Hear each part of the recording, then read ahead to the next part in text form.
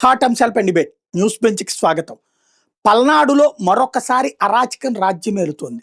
గతంలో వైఎస్ఆర్ కాంగ్రెస్ పార్టీ వాళ్ళు ఇబ్బంది పెట్టారంటూ తెలుగుదేశం పార్టీ వాళ్ళు ఊరొదిలిపోతే వాళ్ళందరినీ ఒక చోట సమావేశపరిచి మీడియానంతా తీసుకొచ్చి ఆ పైన కోర్టు రక్షణతో తీసుకెళ్లి ఓళ్ళకి పంపించినటువంటి సంఘటన చోటు చేసుకుంది. ఇప్పుడు సీన్ రివర్స్ అయింది. వైఎస్ఆర్ కాంగ్రెస్ పార్టీకి సంబంధించినటువంటి 1500 మంది పిన్నెల్లిని వదిలి పారిపోవాల్సి వచ్చింది. అలాగే అక్కడికి భార్యని చూడటానికి వచ్చినటువంటి భర్త సల్మాన్ ప్రాణాలు తీసినటువంటి సంఘటన సంచలనం రేపుతోంది. ఆ అంత్యక్రియలకు వెళ్తున్నటువంటి వైఎస్ఆర్ కాంగ్రెస్ పార్టీ నాయకుల్ని అడ్డుకున్నటువంటి పోలీసులు ముందుకి కూడా పోనివ్వట్లేదు. ఇదే సందర్భంలో అనేక మంది వైసీపీ కార్యకర్తలు నాయకుల్ని పొట్టన పెట్టుకుంటున్నారన్నటువంటిది వైసీపీకి సంబంధించినటువంటి ఆ ప్రాంతానికి సంబంధించినటువంటి నాయకులు కాసు మహేష్ సీరియస్ ఎలిగేషన్ చేస్తున్నారు. అందులోని వాస్తవం ఎంత, ఆయనతో మాట్లాడే ప్రయత్నం చేద్దాం. నమస్తే అండి. నమస్కారం అండి. సల్మాన్ ఇన్సిడెంట్ అసలు ఎందుకు జరిగింది? ఇప్పుడు ఎలక్షన్ అయిపోయిన రోజు కౌంటింగ్ అయిపోయింది. సరే, గెలిపోవటములు సర్వసాధారణం. రాజకీయాల్లో తెలుగుదేశం గెలిచిందండి. గెలిచిన రోజు నుంచి దాదాపు 200 కుటుంబాలు, వాళ్ళు ఏమన్నా రోజు రాజకీయాల్లో పాల్గొనే వాళ్ళు కూడా కాదు, ఎక్కువ మంది పాపం ఏదో వైఎస్ఆర్ సానుభూతి పరులు, జగన్మోహన్ రెడ్డి గారి అభిమానులు ఓటేశారని మీరు ఊర్లో నుంచి వెళ్ళిపోవాలి. ఇదేం విచిత్రం అర్థం కాల. ఇది ఒక కొత్త ఒరవడికి నాంది పలికారు. సరే, ఆ 200 కుటుంబాల్లో ఎస్సీలు, బీసీలు, మైనారిటీలు అందరు వెళ్ళిపోయి ఇప్పుడు ఈ రోజు గుంటూరులో కూలీ చేసుకుంటూ చాలా మంది తెలంగాణలో పోయి బతకటం వెళ్ళిపోయారు. 18 నెలలైంది.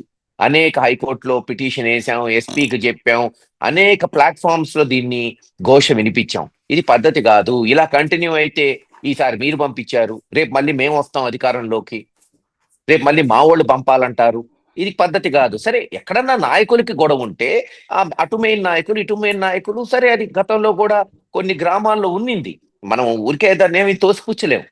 మెయిన్ నాయకులు అటొక 5గురో, ఇటొక 5గురో, అటో 10 మందో, ఇటు 10 మంది, ఇట వందల కుటుంబాలు పోయి భార్యా పిల్లలతో స్కూళ్ళ నుంచి తీసేసి పొలం ఏనీయకుండా ఇదేం కొత్త దురాగతాలు అర్థం కాలేదు.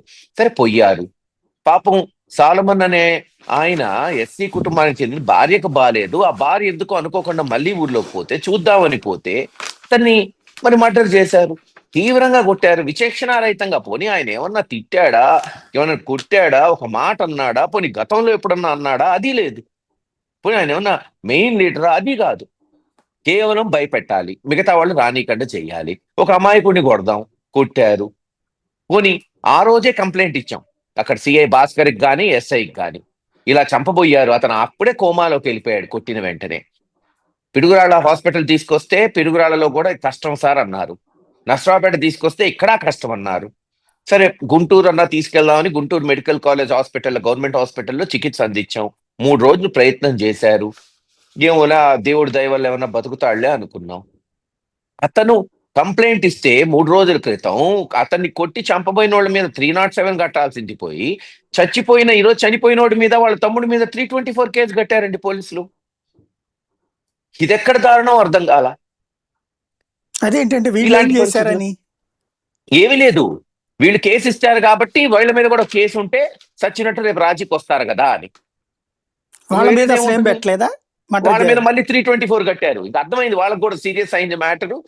324, 307 పెట్టాలి. ఈరోజు చనిపోయాడు, మరి ఇప్పుడు ఏం పెడతారు? ఖచ్చితంగా రేపు ఈ పోలీసులు వదలం, హైకోర్టులో వేస్తాం, జగన్ గారి దృష్టికి తీసుకెళ్ళాం. రేపు ప్రభుత్వం వచ్చిన తర్వాత ఎంక్వైరీ ఉంటుంది. లా అండ్ ఆర్డర్, శాంతి భద్రతలు కాపాడాల్సిన పోలీసులే మర్డర్ చేసిన వాళ్ళకి కొమ్ము కాస్తే ఎట్టా? ఎక్కడైనా ఒక తప్పు జరిగినప్పుడు ఖండించాలి, కనీసం వాళ్ళని అరెస్ట్ చేయాలి, ఒక భయం వస్తుంది ఇంకోటి చేయకుండా. వీళ్ళని ఇదివరకు నాకు బాగా గుర్తు, గతంలో తెలుగుదేశం గవర్నమెంట్, మీ గవర్నమెంట్ ఉన్నప్పుడు తెలుగుదేశం వాళ్ళు ఎట్లాగే ఊర్లో వదిలిపోతే వాళ్ళందరినీ ఇక్కడ ఏదో కళ్యాణ మండపాల్లోంచి గుంటూరులో వాళ్ళందరినీ మీడియాకు చూపించారు, ఆ పైన కోర్టుకి తీసుకెళ్లారు, కోర్టు ఆదేశాలు ఇస్తే మళ్ళీ ఊళ్ళకి తీసుకొచ్చారు. ఆ రోజున మీరు ఎందుకు ఇట్లాంటి కార్యక్రమాలకు పాల్పడ్డారు? అలాగే వాళ్ళకి సంబంధించి చేసినటువంటి తరహాలో ఇప్పుడు ఎందుకు చేయలేకపోతుంది వైసీపీ? ఇప్పుడు నేను ఇందాక చెప్పినట్టు కొన్ని గ్రామాల్లో టెన్షన్ వాతావరణం ఉంటుంది. ఇప్పుడు గుంటూరులో ఉన్నట్టు పల్నాడు ఉండదు, పల్నాడు ఉన్నట్టు ఇంకో కాన్స్టెన్సీ ఉండదు. పల్నాడులో కొంచెం ఉద్రేకమైన వాతావరణం ఉంటుంది, ఇది వాస్తవం. కానీ ఎక్కడ కూడా 200-300 కుటుంబాలు ఒకే గ్రామం నుంచి పోయిన దాఖలాలు ఈ గడిచిన 40 సంవత్సరాలు 83 తెలుగుదేశం వచ్చింది. ఎన్నో బాంబు దాడులు, ఎన్నో రిగ్గింగులు చూసాం, ఎదుర్కొన్నాం. కానీ ఇటువంటి దాఖలా నేను ఎప్పుడు చూడలేదే. ఇంతమంది మీరు అన్నట్టు ఎస్, ఆ రోజు వైఎస్ఆర్సీపీ వచ్చిన కొంతమంది పోయారు. కానీ ఆ రోజున పోలీసులకు మేము కూడా చెప్పాం, పిలవండి అబ్బా, ఏముంది ఇంకా అయిపోయింది కదా, అందరికి చేసి పెడదాం. జగన్మోహన్ రెడ్డి గారు అందరికీ పథకాలు ఇమ్మంటున్నాడు, అందరికీ న్యాయం చేద్దామంటే ఎస్, వాళ్ళు కోట్లలో వేశారు, పోలీసులు సహకరించారు, వచ్చారు కదా, ఊర్లకు వచ్చారు. ఎస్, మీరు అన్నట్టు పిన్నెలిలో కూడా ఒక 5-6 కుటుంబాలు 10 కుటుంబాలు రాలా ఎలక్షన్ వచ్చే వరకు. నేను ఆ రోజు డిఎస్పీ సిఐకి చెప్పా, మాట్లాడండి వాళ్ళతో, కావాలంటే వచ్చి ఉండమనంటే నేను హామీ ఇస్తానని. లేదులేండి మేము ఇప్పుడు రాము, ఎందుకంటే గతంలో వాళ్ళు చేసిన అకృత్యాలు ఉన్నాయి, మేము ఇప్పుడు రాము, మేము ఎలక్షన్ అప్పుడు వస్తా అన్నారు, వచ్చారు. అప్పుడు కూడా ఎవరు ఏమనలేదే. అప్పుడు మా ప్రభుత్వమే కదా ఉంది, ఎలక్షన్ కౌంటింగ్ అయ్యే వరకు ఎవ్వరు వాళ్ళ జోలికి పోలా. మరి ఇక్కడున్న ఎమ్మెల్యే నీతులు చెప్తే ఏంటి ప్రయోజనం? నీతి అనేది, ధర్మం అనేది చెప్పేది కాదండి, పాటించేది. ఎరపతినేని శ్రీనివాసరావే రెచ్చగొడుతుంటే పోలీసులు ఉన్నారు, ఏదన్నా చేయండి, ఈ రోజు ఉంటారు, రేపు ఉండరు కదా. ఎలకాలం ఒక పార్టీ ఇది ఉండిద్దా? మనకు అవకాశం వచ్చినప్పుడు అభివృద్ధి చేయాలి, అవకాశం వచ్చినప్పుడు నలుగురికి అన్నం పెట్టాలి, సహాయం చేయాలి, అది గుర్తుండిపోతుంది. మీరు ఇప్పుడు అన్యాయంగా ఈ రోజు ఒక అమాయకుడు పాపం బలి అయిపోయాడు కదా, ఆ కుటుంబానికి మళ్ళీ వాళ్ళని తీసుకురాలేం కదా, వాళ్ళు జీవితాంతం తిట్టుకుంటారు కదా. నిన్న మీరు ప్రస్తావించింది 9 హత్యల దాకా జరిగినాయి అన్నారు. ఎవరెవరు, అవునండి. ఎందుకు జరిగినాయి? ఇప్పుడు రాజకీయ హత్య ఏమో పిన్నెల్లిదండి, ఉమ్, ప్రభుత్వ హత్యలు అంటే ఎంత దారుణం అంటే, పల్నాడు ప్రాంతంలో ఇప్పటి వరకు మీరు నమ్ముతారో నమ్మరో, పిడుగురాళ్ల, దాచేపల్లి, గురజాల పట్టణాల్లో శుద్ధి చేసిన కృష్ణా నీళ్ళు ఇవ్వలేదండి 1947 నుంచి 2019 వరకు. మేము వచ్చిన వెంటనే పిడుగురాళ్లలో పట్టుబట్టి దాదాపు 150 కోట్లు శాంక్షన్ చేయించి, పనులు కొన్ని స్కీములు, పాత స్కీముల్లో పూర్తి చేయించి, కృష్ణా నీళ్లు, శుద్ధి చేసిన కృష్ణా నీళ్లు ఇప్పించాను పిడుగురాళ్లలో. తెలుగుదేశం వచ్చిన వెంటనే నీళ్లు కలుషితం చేసి, వాళ్ళు మైనింగ్, సొంత లాభాల కొరకు 5 చనిపోయారు డయేరియాతో పిడుగురాళ్ల పట్టణంలో. దాచేపల్లిలో 2 చనిపోయారు. మరి అది ప్రభుత్వ హత్యలు కాదా చెప్పండి? ప్రభుత్వమే నీళ్లు కలుషితం చేస్తే ఎమ్మెల్యేలు వీళ్ళు పట్టించుకోకపోతే ఎవరిది బాధ్యత? అందుకే చెప్తున్నా, ఈ ముమ్మాటికి ప్రభుత్వ హత్యలు. పోనీ ఆ కుటుంబాలను ఏమైనా ఎక్స్‌గ్రేషియా ఇచ్చి కాపాడారా? అది లేదు. ఎందుకు? చులకన బీసీలు, వడేరాజులు, ఏముందిలే వాళ్ళు ఏం చేయగలుగుతారని. సరే, కాలం నిర్ణయిస్తుంది, ఎప్పుడు ఒకళ్ళకే ఉండదు కదా. రైట్. నాకు బాగా గుర్తు 2006 సంవత్సరం అనుకుంటా, మున్సిపల్ ఇది లోకల్ ఎలక్షన్ జరిగినప్పుడు. అప్పటిదాకా కూడా తెలుగుదేశం అధికారంలో ఉంది. మీ ప్రాంతంలో మీరు అప్పుడు స్టార్టింగ్ లీడ్ రోల్ తీసుకున్నారు మీ నాన్నగారి దగ్గర అవునండి. నుంచి. ఆ టైంలో చాలా మంది తెలుగుదేశం నుంచి మీ పార్టీకి వచ్చేసేసి మీ పార్టీ తరపున పోటీ చేశారు, జెడ్పీటీసీలు, ఎంపీటీసీలు కూడా. అప్పుడు పెద్ద ఎత్తున బాంబు దాడులు ఇట్లాంటివి జరిగినప్పుడు అక్కడ పబ్లిక్ అనేవాళ్ళు అనమాట, కాసు కృష్ణారెడ్డి గారిని లేకపోతే అలా నమ్ముకుంటే గనక నీతి నీతి అని చెప్తారు, అక్కడ వాళ్ళేమో మమ్మల్ని కొట్టేస్తుంటారు, మొట్టమొదటిసారి మాకు అవకాశం వచ్చింది, మేము ఎదురుదాడులు చేస్తామని చెప్పేసి ఆ రోజున పోట్లాడి వాళ్ళు విజయం సాధించింది ఆ రోజున కాంగ్రెస్ పార్టీ. అసలు ఏముండేది అంతకుముందు? ఆ టైంలో మీరు వచ్చి ఏం మార్పు తెచ్చారు అక్కడ? 1983 నుంచి 2004 వరకు తెలుగుదేశం వచ్చినప్పటి నుంచి నరసరావుపేటలో బాంబు దాడులండి, రిగ్గింగులు. ఎలా గెలిచేది తెలుగుదేశం? సరే, చనిపోయినాడు కోడెల శివప్రసాద్ గారి గురించి నేను చనిపోయిన వ్యక్తి గురించి మాట్లాడే దలుచుకోలేదు, బట్ నిజాలు చెప్పదలుచుకున్నా. 18 రిగ్గింగ్ అయ్యేది 2004 సంవత్సరం వరకు. ఎస్, మీరు అన్నట్టు 2001లో నేను వచ్చాను. ఆ రోజున కాసు కృష్ణారెడ్డి గారిని తీసుకెళ్లి ఎలక్షన్ కమిషన్ దృష్టికి తీసుకెళ్లి స్టాటిస్టిక్స్ అని చూపెట్టి, ఎలా దొంగోట్లు చేరుస్తున్నారు రిగ్గింగ్ ఊర్లలో, ఎలా రిగ్గింగ్ చేస్తున్నారు, అన్ని తేటతెల్లం ఎవిడెన్స్ తో సహా చూపెట్టాం. అప్పుడున్న లిండో గారు కేజే రావు గారిని పంపించారు, ఎస్సీ కాలనీలో బూతులు పెట్టాం. దొంగోట్ల కార్యక్రమం 2004 ముందు నస్రావుపేటలో మొదలు పెడితే ఒక ఉద్యమంలా సాగింది. నిజంగా చెప్పాలంటే ఆ రోజు వార్త, అన్ని పత్రికలు దాన్ని ప్రచురించాయి, పతాక శీర్షికలు వచ్చినాయి. నస్రావుపేట నియోజకవర్గంలో ఆ రోజు 2 లక్షల ఓట్లుంటే 43,000 ఓట్లు దొంగ ఓట్లు తీసేశారండి. అది రాష్ట్రంలో 96 లక్షలు పోయింది 2003లో. రాజశేఖర రెడ్డి గారు ప్రత్యేకంగా మేము కలిసినప్పుడు అన్నారు, మంచి పని చేశారు, 96 లక్షల ఓట్లండి, ఊహించండి, దొంగోట్లు. ఆ తర్వాత ఎస్, ఎప్పుడైతే మేము ఎస్సీ బీసీ కాలనీలో బూతులు పెట్టామో 2004 నుంచి రిగ్గింగ్ లాగిపోయినాయి. 4 సార్లు తెలుగుదేశం ఓడిపోయింది. కారణం అదే కదా. మీరు బాంబు దాడులు అన్నారు, 2004 వరకు 1983 నుంచి 2004 వరకు 20 సంవత్సరాలు ఎలక్షన్ అంటే బాంబులు లేకుండా ఉండేది కాదు. సుప్రసాద్ గారు ఎమ్మెల్యేగా మంత్రిగా ఉన్నప్పుడు. మరి 2004లో కాంగ్రెస్ పార్టీ గెలిచింది. కాసు కృష్ణారెడ్డి గారు ఎమ్మెల్యే అయ్యారు, ఆ తర్వాత మంత్రి అయ్యారు. నేను ఒకటే ప్రశ్న మీ ద్వారా ఈరోజు ఈ రాష్ట్ర ప్రజలకి, నర్సరావుపేట ప్రజలను అడుగుతున్నా. 2004 నుంచి ఒక్క బాంబు అన్న దాడి జరిగిందా? ఏం ఏం మారిపోయింది 2004లో? 83 నుంచి 2004 వరకు సుమారు 20 సంవత్సరాలు ప్రతి local body election, panchayat election, MPTC election బాంబులు లేకుండా ఎలక్షన్ లేవే. మరి 2004లో తెలుగుదేశం ఓడిపోయిన వెంటనే బాంబులు ఎందుకు ఆగిపోయినాయి? ఎందుకు రిగ్గింగ్లు ఆగిపోయినాయి? గెలుస్తుంటాం, ఓడుతుంటాం అండి. కొత్తదనం తీసుకురావాలి రాజకీయాల్లో. ఎవ్వరం శాశ్వతం కాదు, అది అందరికీ తెలిసిందే. ఎస్, మనం ఏం చేశామనేది మిగిలిపోతుంది. ఈ రోజు కొత్త కొత్త రాజకీయం. లోకేష్ గారు రెడ్ బుక్ రాజ్యాంగం. ఆయన స్టాన్ఫోర్డ్ లో చదువుకొని ఉండొచ్చు, కాస్త అంబేద్కర్ గారి రాజ్యాంగం చదవమనండి. ఇలాగైతే రాష్ట్ర అల్లకల్లోలం అవుతుంది. చివరికి ఎటు ఓడిపోతారు. 3 ఏళ్ల తర్వాత వాళ్ళు ఇచ్చిన హామీలు తొంగలో దొక్కారని ప్రజల్లో తీవ్రమైన తిరుగుబాటు మొదలైంది. వాళ్ళ కార్యకర్తలే అమనాభూతులు జడుతున్నారు. ఇదేం ప్రభుత్వం రా బాబు, అన్ని హామీలు ఇచ్చాం, ఇళ్ళకి పోయి చెప్పావు, రేపు ఏ మొహం పెట్టుకొని పోతామని. కానీ ఓడిపోయిన తర్వాత బాధ ఉంటుంది చూడు, ఏమీ చేయలేకపోయామే, ఇలా మడ్డలు చేశారే, ఇవన్నీ వస్తాయి రేపు. ఈ రోజు మేము ఓడిపోయి ఉండొచ్చు, అయినా జగన్మోహన్ రెడ్డి గారి వల్ల హాయిగా ఉంది. మెడికల్ కాలేజ్ తీసుకొచ్చాను, కనీసం డిగ్రీ కాలేజ్ అంటే మెడికల్ కాలేజ్. 50 పడకల హాస్పిటల్ లేని పల్నాడులో 500 పడకల హాస్పిటల్ తీసుకొచ్చాం. 900 సంవత్సరాల చరిత్ర కలిగిన గురజాల, దాచేపల్లిని పట్టణాలు చేశాం. జాతీయ రహదారి తీసుకొచ్చాం, దాచేపల్లి నుంచి గురజాల, మాచర్ల వరకు. బైపాస్ రోడ్డు పూర్తి చేశాం, పిడుగురాళ్ల రోడ్డు వెడల్పు చేశాం. 200 కోట్లతో తాగునీటి పథకాలు తీసుకొచ్చాం. 20-30 వేల మందికి ఇళ్ల పట్టాలు ఇచ్చాం. సంతృప్తిగా ఉందండి. ఇవే కదా చివరికి మిగిలేదు మాకు. అయినా ఈరోజు అదే ఓటమి మేము ఎందుకు కోరుకునేది. జరిగిందంటారు? సరే, ఇప్పుడు ఓటమి కొన్నిసార్లు జరుగుతాయండి, అనేక కారణాలు ఉన్నాయి వాటికి. ఈ రోజున చంద్రబాబు నాయుడు గారు అలివిగాని హామీలు ఇచ్చారు. ప్రజలు ఆశపడతారు కదా, ఇంకా డబ్బు వచ్చిద్దేమో. అమ్మఒడి 2 ఇద్దరికైనా ఇస్తాను, ముగ్గురికైనా ఇస్తాను, అందరికి ఇస్తాను. ఏది? రైతు భరోసా పేరు మార్చాడు, అన్నదాత సుఖీభవ అని. 1 సంవత్సరం ఎగ్గొట్టారు. ఇప్పటివరకు ఏదండి? 20,000 ఇస్తా అన్నాడు. పంటలన్నీ నష్టపోయినాయి, గిట్టుబాటు ధర లేదు. ఒకళ్ళు కాదు, తెలుగుదేశం వాళ్ళే తిడుతున్నారు కదా. లేదు, ప్రతి ఆడపడుచుకి 1500 ఇస్తానన్నాడండి. ఆశపడతారు కదా ఆడపడుచులు. నెలకి 1500, సంవత్సరానికి 18,000. ఎవరు కాదనుకుంటారు చెప్పండి? ఏదండి ఇప్పటి వరకు 18 నెలలు అయింది, 18 రూపాయలు ఇచ్చాడా? నిరుద్యోగ భృతి అంటే ఒక్కొక్క నియోజకవర్గంలో 20,000 మంది ఉంటారు, 20-30 వేల మంది, నెలకి 3,000. మరి ఆ రోజు చెప్పాం కదా, జగన్మోహన్ రెడ్డి గారు ఊరు చెప్పాడు కదా, బెంజ్ కారు ఇస్తానంటాడు, ఆడి కారు ఇస్తానంటాడు, కేజీ బంగారం ఇస్తానంటాడు. నమ్మద్దు నమ్మద్దు అంటే నమ్మారు. ఇప్పుడు ఏమైంది చెప్పండి?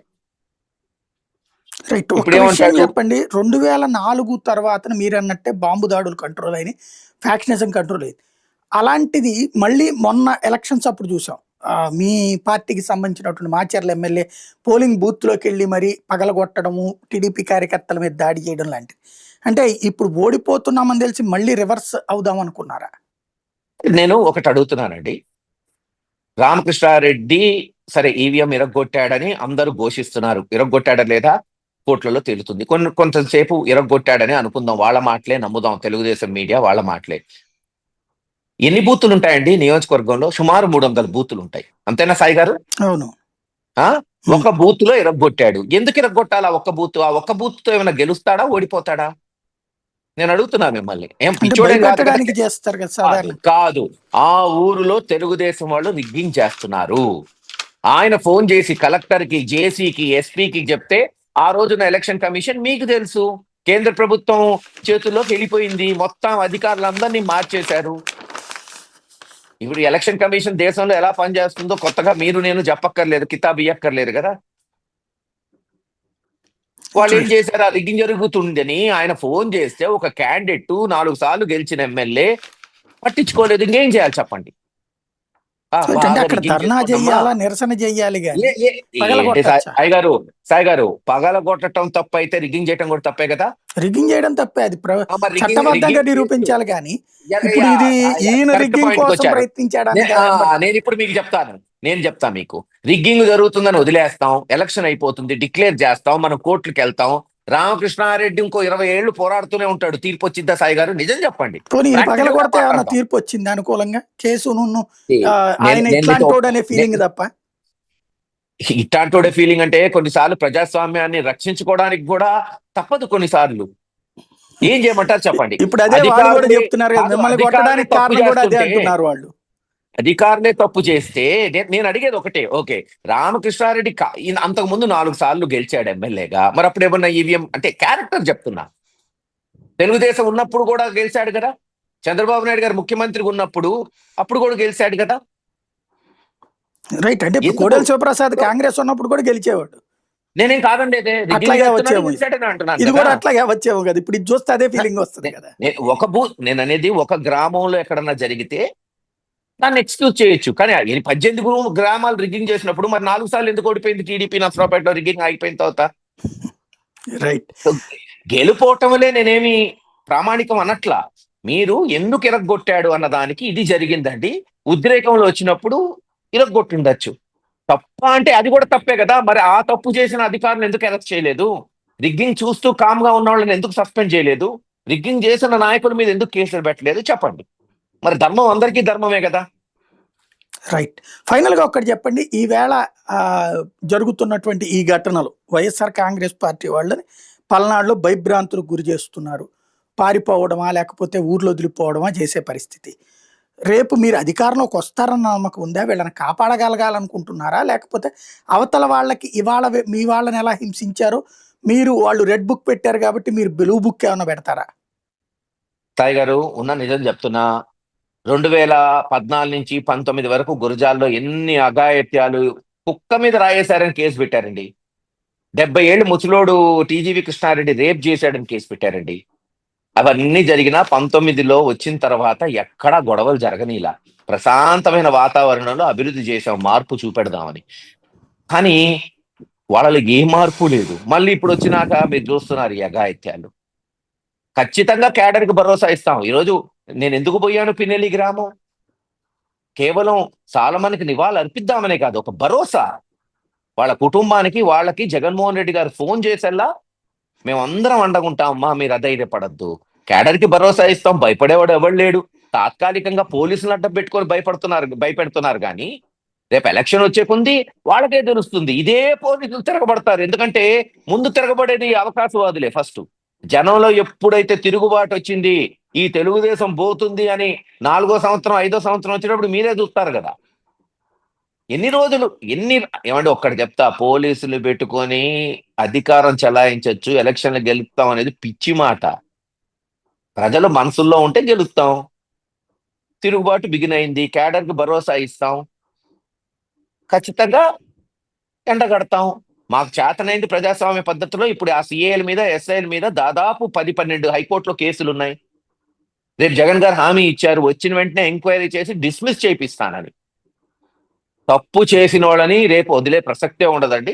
ఎస్, చట్ట పద్ధతిగా చేసుకుంటాం. ఈరోజు వదులుతామా ఏంది వీళ్ళందరినీ? రైట్. కంక్లూడ్ చేసే ముందు ఒక్క విషయం చెప్పండి. మామూలుగా నేను ఎన్నో ఏళ్ల నుండి చూస్తున్నాను కానీ ఎవరినన్నా చనిపోయినప్పుడు కార్యకర్తని పరామర్శించడానికి లేదా అంత్యక్రియలకు వెళ్ళడం నాయకులు సహజంగా జరుగుతుంటుంది. కామన్ కానీ ఈ అండి, చాలా. అడ్డుకోవడం ఏంటి? ఎందుకు ఏమంటున్నారు అడ్డుకున్న ఏం పోలీసులు? లేదండి, నాయకుల మెహర్బానీ. వాళ్ళ ఎమ్మెల్యే దగ్గర పాయింట్లు కొట్టేయడానికి పోలీసులు చేసే ఓవర్ యాక్షన్. మీరు అన్నది నిజం. ఎవరు నేనేమి గతంలో తెలుగుదేశం వాళ్ళ ఫ్రాక్షన్ లో చనిపోలేదని అనలేను, నక్సలిజంలో చనిపోలేదు. చనిపోయినప్పుడు వాళ్ళు పోయారు గ్రామాలకి, ఎవరు అడ్డుకోలా, ఎవరు అడ్డుకోరు కూడా. చనిపోయినోడి తరఫున సానుభూతి చూపెడతాం హార్ట్గా. That's a very common thing. ఏముంది చెప్పండి, పోతాం, నివాళులు అర్పిస్తాం, వాళ్ళ కుటుంబానికి సానుభూతి తెలుస్తాం, కార్యక్రమాలు కానీ చెప్తేనే ఓవర్ యాక్షన్. మాకు అధికారం ఉంది, ఏదన్నా చేయగలుగుతాం, ఆపుదాం. ఏం ఆపగలిగారు? నేను ఏదో ఒక 50 మంది 100 మందితో పోదాంలే, పాపంలే. ఏమైంది? పోలీసులు ఓవర్ యాక్షన్ వల్ల 2000 మంది వచ్చారు. ఆపగలిగారా? అదే ఫస్ట్ నుంచే పోండి, హ్యాపీగా చేసుకోండి, అన్యాయం అండి, పాపం అండి అంటే సానుభూతి వేరేగా ఉంటుంది కదా. ఎవరైనా చనిపోవచ్చు, ఏ పార్టీ వాడైనా చనిపోవచ్చు. మనం ఈరోజు ఇతనికి జరిగింది, రేపు ఇంకోటికి జరగచ్చు. కనీసం మానవ దృక్పథం నాయకుడికి ఉండాల్సింది, సానుభూతి, కంపాషన్ ఉండాలి కదా. అధికారం ఉన్నప్పుడు ఇంకా ఉండాలి. అధికారంలో ఉన్నప్పుడు బాధ్యత. ఎందుకంటే ఒక ఎమ్మెల్యే, ఒక ముఖ్యమంత్రి అనేవాడు ఎలక్షన్ అయ్యే వరకు, ఎలక్షన్ అయిన తర్వాత ఆ నియోజకవర్గానికి ఒక ఎమ్మెల్యేగా బిహేవ్ చేయాలి. ఈ రాష్ట్రానికి ఒక ముఖ్యమంత్రిగా బిహేవ్ చేయాలి. జరుగుతుందా? వైఎస్ఆర్ వాళ్ళకి పెన్షన్ ఇవ్వద్దు, వైఎస్ఆర్ వాళ్ళని కొట్టండి, వైఎస్ఆర్ వాళ్ళ మీద కేసులు పెట్టండి, ఇదా రాజకీయం? రాజశేఖర రెడ్డి గారు ఉన్నప్పుడు ఎంతమంది తెలుగుదేశం ఎమ్మెల్యేలు వచ్చి సీఎం రిలీఫ్ ఫండ్ పడిగాపులు కాసి ఎంతమందిని చూడలేదండి నేను. ఈరోజు జరుగుతుంది, అసలు ఆ వాతావరణం ఉందా చంద్రబాబు నాయుడు గారి దగ్గర? Right. Thank you very much అండి. ఇది థ్యాంక్ యూ పరిస్థితి. ఓవరాల్గా పల్నాడు మరొకసారి విషాదాంతం వైపుకి తీసుకెళ్లే ప్రయత్నాలు జరుగుతున్నాయి. ఫ్యాక్షనిజం కోరల నుంచి బయటపడ్డటువంటి పల్నాడును మరొకసారి ఆ దిశగా తీసుకువెళ్తున్నది ప్రభుత్వమా పోలీసులా అన్నది ఒక్కసారి ఆత్మశోధన చేసుకోవాల్సిన సందర్భం ఇది.